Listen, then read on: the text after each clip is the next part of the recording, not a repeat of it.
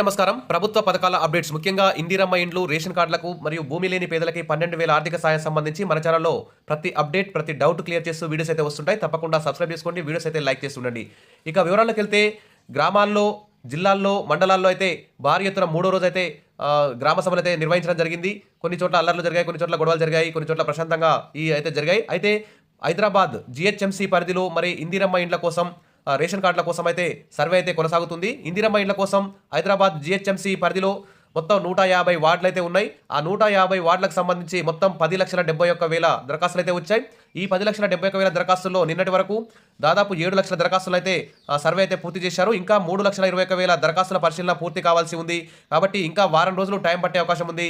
కాబట్టి GHMC cantonment పరిధిలో ఇందిరమ్మ ఇళ్లకు సంబంధించి ఇంకా 3 లక్షల దరఖాస్తుల పరిశీలన ఉంది. ఇంకా వారం రోజులు టైం పట్టే అవకాశం ఉంది. కాబట్టి ఇక కొంచెం ఆలస్యమయ్యే అవకాశం ఉంది. ఇక గ్రామీణ ప్రాంతాల్లో అయితే గ్రామ సభలు అయితే ఈ రోజుతో 4వ రోజు ముగుస్తాయి. జనవరి 24తో కంప్లీట్ అయిపోతున్నాయి.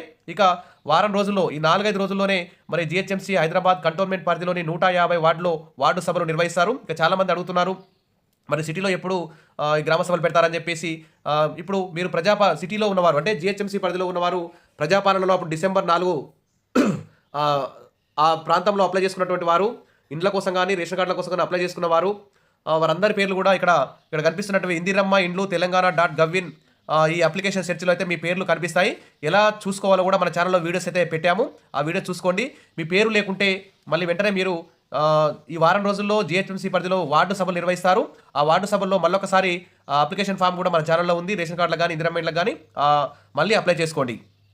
మరి ఈ వారం రోజుల్లో మొత్తం సర్వే 10,71,000 దరఖాస్తులు సర్వే పూర్తవుతుంది. కాబట్టి ఎవరు ఆందోళన చెందొద్దని మీ ఆధార్ నెంబర్ లేదా మొబైల్ నెంబర్తో ఇక్కడ కనిపిస్తున్న వెబ్సైట్ ఇందిరమ్మ ఇండ్లు తెలంగాణ.gov.in అప్లికెంట్ సెర్చ్లోకి వెళ్ళి మీ దరఖాస్తును పరిశీలిస్తే మీకు సంబంధించిన అధికారి పేరు, ఆ అధికారి మొబైల్ నెంబర్ కూడా మీకు దొరుకుతుంది.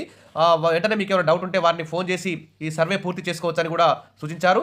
ఎందుకంటే మీ ఇంటికి సిటీలో అడ్రస్ తెలియక రాకపోవచ్చు. కాబట్టి మీరు మీ అధికారి నెంబర్ కూడా ఈ వెబ్సైట్లో పోయి తెలుసుకోవచ్చు.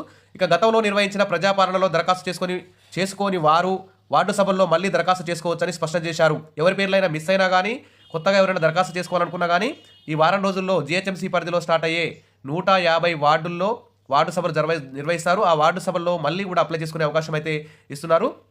ఇక ఇదివరకే దరఖాస్తు చేసుకుని ఇందిరమ్మ ఇండ్ల యాప్లో పేరు నమోదు కాని వారు వార్డు సభల్లో తమ వివరాలని అధికారులకు అందజేయాలని కూడా పేర్కొన్నారు. ఇంకా ఏమైనా అనుమానాలుంటే దగ్గరలో ఉన్న జీహెచ్ఎంసీ డిప్యూటీ కమిషనర్లని సంప్రదించాలని కూడా ఇక్కడ ప్రభుత్వం అయితే సూచిస్తుంది.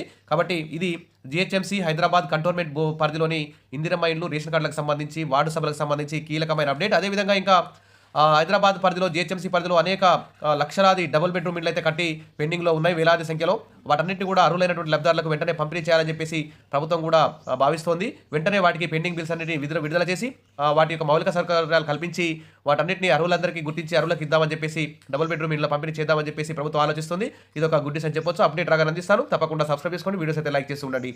మీరు మీ పేరు ఉందో లేదో చెక్ చేసుకోవడానికి వెబ్సైట్లో మన లింక్ కూడా ఒక వీడియో కూడా చేశాము, దాంట్లో చూడండి.